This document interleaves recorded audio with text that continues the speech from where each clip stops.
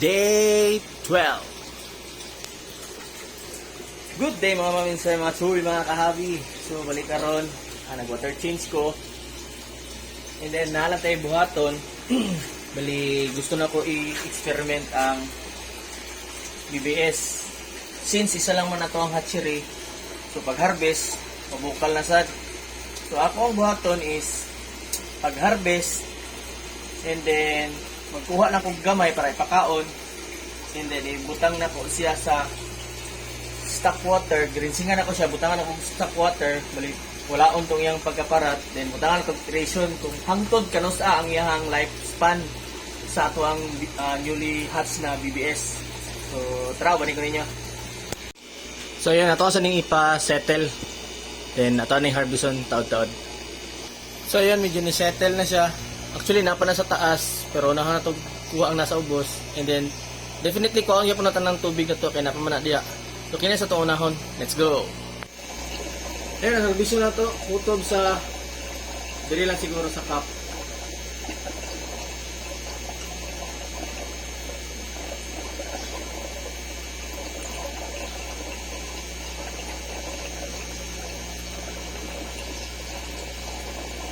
Yan. Tapos itong salaon. Hindi na itong salaon. Hindi na itong rinsingan o stock water.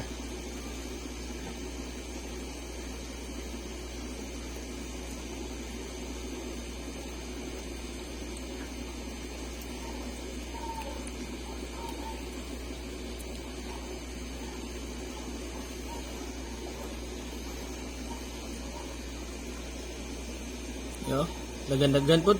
Sayang ugot dun tanan. So ato ang rinsingan na og stock water.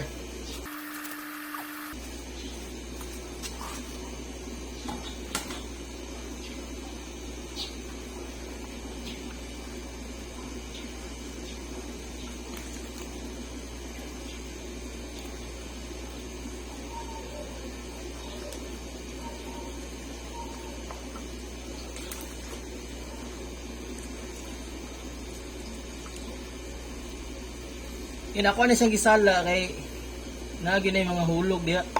Sayang man po datong tilukon. So pagkaman na ni na ako i-prepare, diyan na to siya ibutang. Ya. Diyan na to butang na to aerator, stock water na siya. So ako ibutang.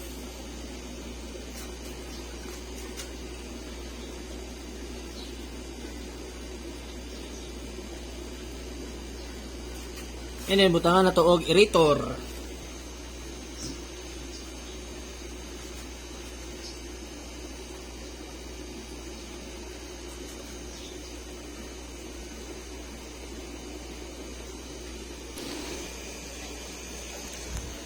So ayan mga maminsera, tangilan na ninyo na may sobra dito, matutoy pakaon diri sa sa mga fry. So kini at least dila ta makapakaon og boiled egg yolk. So try na to ni unya udto o gabi. Then hopefully napa ni sa pagkaugma. So karon magpabukal sa kog bag-o, harbison sa nako tong nahibilin, di na ko ipakaon. So ayan, nakapabukal na tag bag-o. Tapos ugma na pud nga to gyapon tong buhaton. And then dara sila.